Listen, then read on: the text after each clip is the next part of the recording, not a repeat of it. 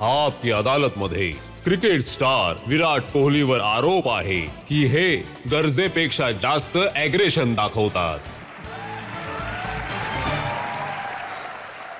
विराट, जेव्हा तुम्ही मैदानात उतरतात तेव्हा जे बॉलर्स आहेत त्यांचे हृदय जरा जोरजोरात धडकू लागतात.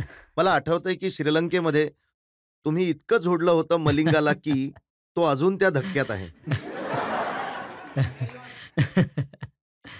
नाही सर, आम्ही तर प्रयत्न करत असतो की फील्डवर जातो तर चांगल्यात चांगला परफॉर्मन्स द्यावा आणि ॲटिट्यूड चांगला असणं खूप गरजेचं आहे. क्रिकेट फील्डवर जर तुम्हाला सक्सेड करायचं आहे तर. तर मी या गोष्टीवर विश्वास ठेवतो की जर तुमचा ॲटिट्यूड ठीक आहे तर तुम्ही कोणत्याही सिच्युएशनला टॅकल करू शकता. तर माझ्यासाठी ती एक गोष्ट खूप मॅटर नाही, करते. तुमचा ॲटिट्यूड तर अग्रेसिव्ह आहे, पण त्यामुळे दुसऱ्याचं जे नुकसान होतं, जसं सईद अजमल. आता सईद अजमलला तुम्ही इतकं धुतलं होतं एशिया कपमध्ये. मी ऐकलं की त्यांना रात्री वाईट वाईट स्वप्न येतात विराट कोहलीचे.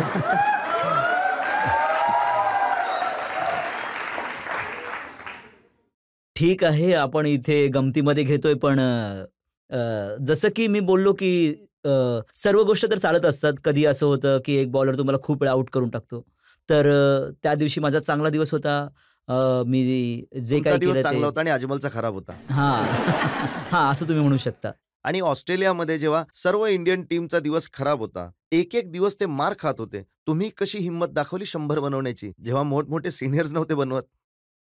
खरं तर सर, खूप टफ टाईम होता तो टीमसाठी आणि एक गरजेचं होतं की अ, यू नो एक स्वतःशी जो माणूस बोलतो, काय करायला हवं, कोणत्या प्रकारचा माइंडसेट असायला हवा. तर मी खूप वेळा स्वतःशीच बोलायचो, दुसऱ्याचं काही ऐकण्यापेक्षा.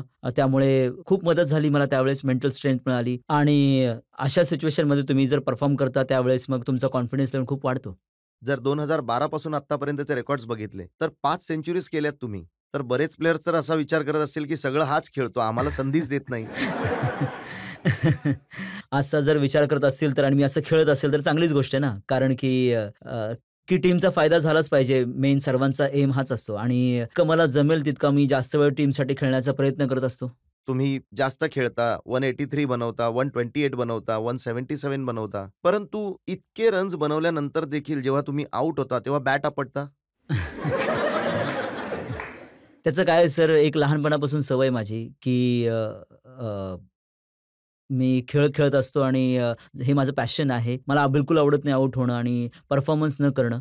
तर भलेही मग ते सेंचुरी नंतर असो किंवा 0वर असो, मला तितकाच राग येतो आउट झाल्यावर आणि तुमचा हाच प्रयत्न असतो की टीम पूर्णपणे जिंकावी. तर जर ते नाही होत तर थोडा राग येऊ शकतो ना. थोडा राग येतो. मी तर असं ऐकलं, की इतका राग येतो, की शिव्या निघायला लागतात फील्डवरती.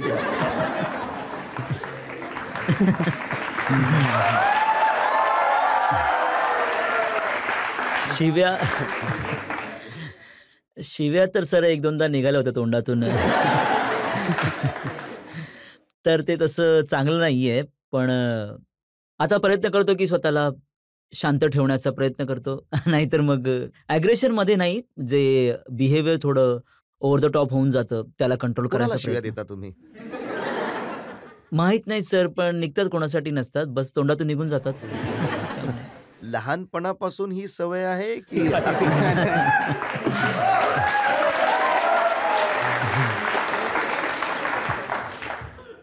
हे संगतीवर डिपेंड आहे सर. लहानपणापासून तर नाही, म्हणजे थोडा टाईम झाला. मी ऐकलंय, की जेव्हा लहानपणी तुम्ही 9-10 वर्षांचे असताना तुम्ही क्रिकेट खेळायला सुरू केलं, तेव्हा तुमचे वडील तुम्हाला राजकुमार शर्मा यांच्याकडे घेऊन गेले होते. तेव्हाही इतका राग होता आणि तुम्ही बॅट तोडून टाकत होते आणि इतक्या बॅट तोडायचात, की असं वाटायचं, की जर थंडीमध्ये आग पेटवायची असेल, तर सर्व तुटलेल्या बॅट जळू शकत होत्या. हो, खूप बॅट्स तोडल्या आहेत मी. जसं मी बोललो, की मला लहानपणापासून सवय आहे. चांगली सवय नाहीये, पण खूप नुकसानही केलंय आपल्या पालकांचं. पण ठीक आहे, असा ॲटिट्यूड असायलाही हवा ना. मग जेव्हा बॅट तोडत राहिलात, तर खर्च खूप होत असेल, मग कुठून आणायचा तो? हो, खर्च तर होतच असतो खूप. प्रॉब्लेम्स होत होते सामान घेण्यासाठी कधी-कधी. पण मग मला माझे कोच राजकुमार शर्मा यांनी कॉन्ट्रॅक्ट मिळवून दिलं. BDM जी कंपनी आहे मेरठमध्ये त्यांच्याकडून. तर त्यांनी मला सामान देणं सुरू केलं जेव्हा मी जवळपास 14 वर्षांचा होतो. तर त्यांनी माझी खूप मदत केली इनिशियली. ते तुम्हाला बॅट देत राहिले आणि तुम्ही बॅट तोडत राहिले. नाही, त्यानंतर जेव्हा त्यांनी मला सांगितलं, की वर्षातून 2च बॅट मिळणार, तर मग मी थोडंसं लक्ष देणं सुरू केलं होतं त्यानंतर. तोडणं बंद करून टाकलं होतं.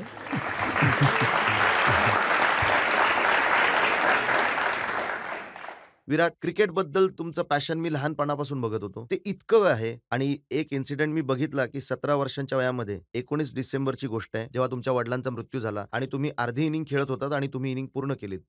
हो, तो एक असा इन्सिडेंट होता, की माझ्या आयुष्यामध्ये खूप महत्त्व आहे त्याचं. कारण की मी खूप काही शिकलो त्या इन्सिडेंट्समधून. प्रोबॅबली आतापर्यंत माझ्या आयुष्यामध्ये सगळ्यात तो टफ टाईम होता.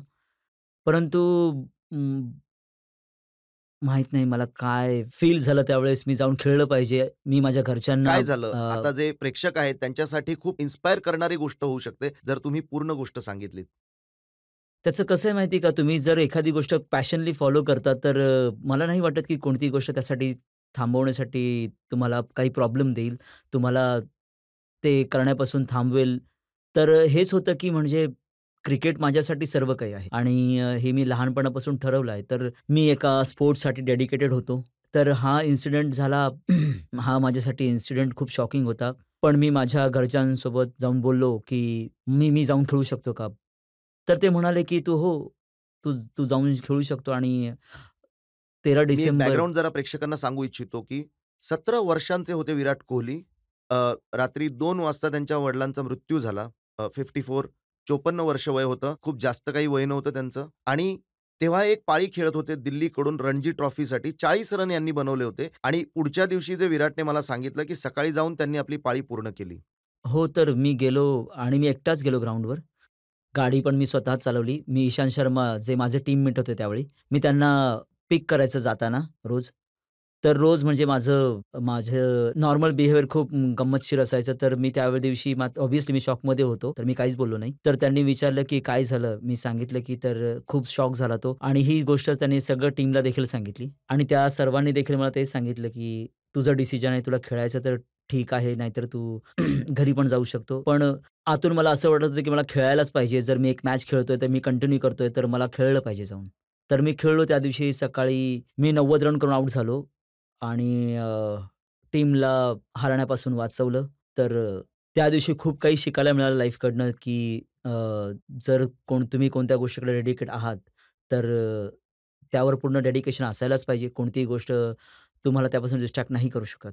हे कदाचित रेअर एक्झाम्पल असेल विराट क्रिकेटच्या इतिहासामध्ये, की एक 17 वर्षांचा मुलगा ज्याच्या वडिलांचा मृत्यू झाला आणि तरी तो खेळला आणि 90 रन बनवले आणि त्यानंतर तिथून तो स्मशानभूमीमध्ये फ्युनरलसाठी गेला. हो, मॅच संपल्यानंतर मी फ्युनरलसाठी गेलो होतो आणि म्हणजे मला पूर्ण दिवस समजलं नाही की माझ्यासोबत काय झालंय. फक्त मी त्या टाईम स्पेसमध्ये होतो की जेव्हा मी क्रिकेट खेळत होतो. त्याच्याशिवाय मला कोणतीच शुद्ध नव्हती. म्हणजे माझ्या आजूबाजूला काय होतंय तर जसं मी बोललो की खूप टफ टाईम होतं माझ्यासाठी आणि अ, अ, त्या गोष्टीतून खूप काही आज पण कॉन्फिडन्स मिळतो जेव्हा मी विचार करतो की जर कोणत्या सिच्युएशनमध्ये अडकलोय तर मी त्यावेळेसची गोष्ट आठवतो आणि जी टफेस्ट सिच्युएशन होती माझ्या लाईफमध्ये, तिला कसं हँडल केलं मी. त्यातून खूप स्ट्रेंथ मिळते मला. नक्कीच तुम्ही खूप चांगली गोष्ट बोललात. सगळ्यात डिफिकल्ट सिच्युएशन तुम्ही आपल्या आपल्या आयुष्यामध्ये सांभाळली आणि मला वाटतंय, की आता जेव्हा कधी देशावर संकट येईल, तेव्हा विराट कोहली त्यातून आपल्याला बाहेर काढेल.